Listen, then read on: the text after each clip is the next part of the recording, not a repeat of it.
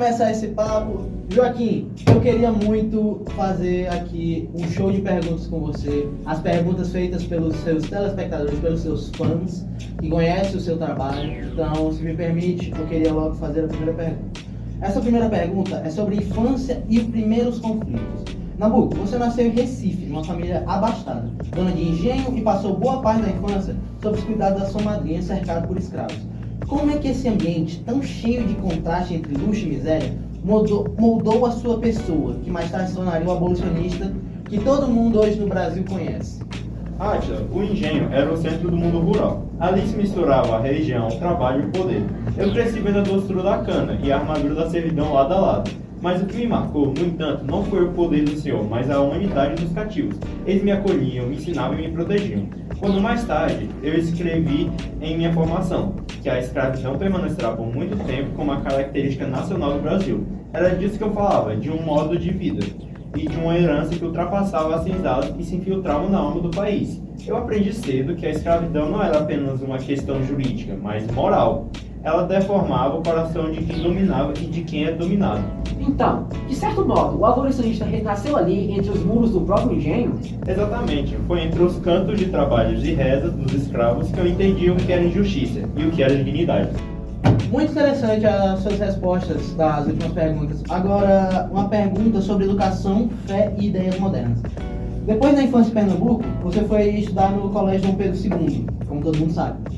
Depois cursou Direito em São Paulo, né? Lá se aproximou da figuras importantes do Brasil, assim como você, como foi Rui Barbosa e Castro Alves. Foi nesse período que você começou a questionar se a igreja e se interessar por ideias mais modernas. Você se questionou, né, sobre religiosidade, começou a pensar mais no futuro. Como o pensamento de Ernest Renan, digamos assim. O que te levou a esse afastamento da fé tradicional, que todo mundo acreditava naquela época? E que isso mudou como você enxergava o mundo como um todo? Poderia dizer pra gente?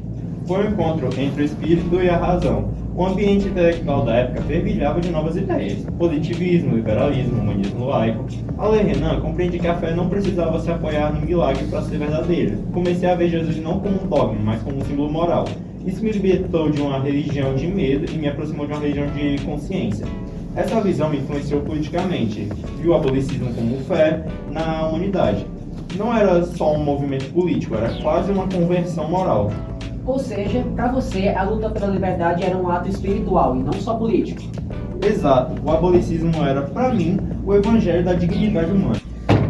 Além disso tudo que a gente perguntou, né, sobre fé, o início da sua vida ali com a sua tia, sua madrinha, né, perdão. Você liderou a bancada abolicionista e escreveu também o livro O Abolicionismo. Fundou a Sociedade Anti-Escravidão Brasileira, que foi muito importante para aquela época, né, a época da escravidão, essas coisas, mas defendia uma abolição pacífica, conduzida pelo próprio Império. Você acreditava que o Império poderia conduzir essa abolição, né? Por que confiar numa estrutura que sustentava o sistema escravocrata? Queria que você falasse pra gente, porque, querendo ou não, naquela época... Desperta muita curiosidade, porque naquela época o Império não era tão bem visto assim. Sim, era algo, assim, meio complicado pro Império, essa questão do abolicionismo. Pode responder por que você acreditava neles? Porque eu acreditava que o Império ainda representava a civilização. Temia que uma revolução destruísse a coesão do país. Queria uma libertação com arrependimento, não com vingança. A abolição devia ser o batismo moral da nação, entende? Um gesto de redenção coletiva e não uma guerra entre classes. E quando finalmente aconteceu, com a Lei Áurea, o senhor acreditou que esse batismo funcionou? Ele aconteceu? Foi uma vitória, mas com certeza foi uma incompleta. vitória. Libertamos os corpos, mas esquecemos das almas e dos estômagos. Agora sobre o tópico diplomacia e visão do mundo. Após a queda da monarquia, o senhor se tornou diplomático nos Estados Unidos. Lá defendeu o pan-americanismo e foi aplaudido por universidades de alto renome como Harvard e Yale. Que Brasil o senhor tentava mostrar ao mundo? O que via quando olhava para fora? Quando olhava de fora, no caso. Eu vi um país jovem, bonito, mas sem unidade moral. Enquanto os Estados Unidos construíam a cidadania, o Brasil ainda vivia no personalismo. Meu trabalho era pedagógico, mostrar que o Brasil podia ser respeitado, mas precisava primeiro se respeitar internamente. O pan-americanismo, para mim, não era submissão, e sim cooperação entre povos livres. Realmente, naquela época, o país Brasil não é como hoje em dia. Que aqui nós temos uma certa importância nas relações mundiais. Naquela época, era um país muito novo, que tinha acabado de acabar com a escravidão. Era um país colonizado ainda. Ainda era uma colônia, não chegava nem a ser uma diplomacia, não é? Era uma monarquia, uma monarquia com o seu nível de liberdade, mas que ainda continha muitos problemas, diferentemente dos Estados Unidos, que era um país consolidado na época. Aí, falando sobre respeito, essa questão que você falou que o seu trabalho era pedagógico, queria mostrar que o Brasil conseguiria sim ser um país respeitado. O senhor sente que esse florescer dos respeitos que você tanto desejava realmente ocorreu? Ou foi uma questão mais lenta, que demorou, com o decorrer dos anos, foi florescendo? Eu vi o começo. O respeito é lento e começa dentro de casa. Faz sentido. Sim, agora sobre o tópico liberalismo social. O senhor defendia reformas políticas brutas, a educação, do governo, redistribuição de terra, justiça social. Como conciliava a ideia liberal com essa preocupação social? Liberdade sem educação é privilégio. A escravidão corrompeu a nação de um trabalho de dignidade. Eu acreditava no liberalismo moral. Propriedade com responsabilidade, liberdade com dever. Um país só é livre quando todos podem participar do seu destino. Realmente a escravidão foi algo terrível que jogou muito para escanteio a população afro-brasileira naquela época, né?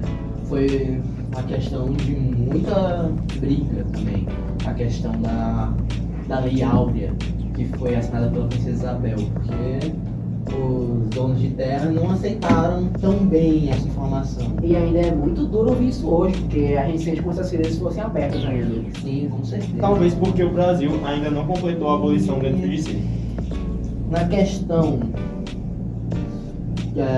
Nessa questão que o senhor disse que o país só pode ser livre quando todos têm direito a participar do seu destino, eu acho muito poético essa sua fala, até porque realmente o país só vai aprender a ser livre quando todos tiverem o poder, né, de controlar o seu próprio destino, que é uma questão que hoje em dia, tanto naquela época como hoje em dia, é meio delicada, digamos assim, porque tem muita gente que ainda não tem uma capacidade ali de mudar o seu destino, de saber, né?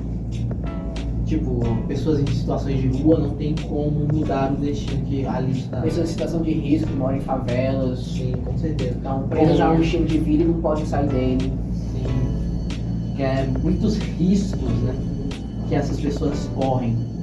Realmente é uma fala que até hoje é muito atual, essa questão. Aí é bem duro ouvir isso, principalmente vindo do senhor, que foi quem trouxe essa ideia de que Porque como eu falei, é como se a ferida não fosse aberta hoje em dia. sim, é uma ferida aberta muito grande no nosso país, Brasil. Agora, sobre o tópico fé e sentido. Nos últimos anos, o senhor se reconciliou com a fé católica. Eu queria saber do senhor, que era alguém que questionava sim o catolicismo e a fé católica, que tinha as suas indagações sobre todo esse meio de fé e religião, o que levou o senhor a se reconciliar novamente com a fé católica? Poderia nos explicar isso? A razão explica, mas não consola. A fé responde às nossas limitações e dá seriedade. Voltei à igreja não por medo, mas por equilíbrio. O homem precisa de justiça e de esperança. Realmente, essa sua frase faz muito sentido. A razão explica, mas não consola. E a fé realmente responde às nossas limitações, como questões que não sabemos explicar, que a razão explica, mas não sentimos como se fosse uma resposta completa, né? Nabuco, foi uma grande honra tê-lo aqui conosco em mais um episódio de Itapipocast. Foi muito inspirador e muito... Como é que eu posso dizer? Qual a palavra? Foi muitas informações novas que aprendemos com você hoje. Sobre a sua vida, sobre seus pensamentos, sobre o seu pensamento político, social. E eu queria realmente agradecer muito pela sua presença aqui conosco. Obrigado por ter aceitado o convite, obviamente. E se quiser aparecer mais vezes aqui no Itapipocast para falar mais sobre a sua vida ou sobre seu pensamento sociopolítico do nosso país atualmente, você será sempre bem-vindo. Eu que agradeço a triagem. Fico feliz de saber que há quem se disponha a ouvir o eco da história. Enquanto houver quem pense assim, o ideal ainda respira entre os vivos. E é isso, pessoal. Mais um final de episódio da Pipocast. Foi uma grande honra ter um grande pensador como o Joaquim Nabuco aqui com a gente, que nos falou muito da situação social da época dele e um pouco sobre a nossa ainda hoje em dia. E esperamos que nós consigamos ter mais encontros com ele assim no futuro. Eu sou o Átila e esse é o Arthur. E lembrem-se, até o próximo episódio. Mas eu quero que fique claro uma coisa. Liberdade é um verbo que o Brasil ainda está aprendendo a conjugar. Muito boa noite, senhoras e senhores. Até a próxima. Até a próxima.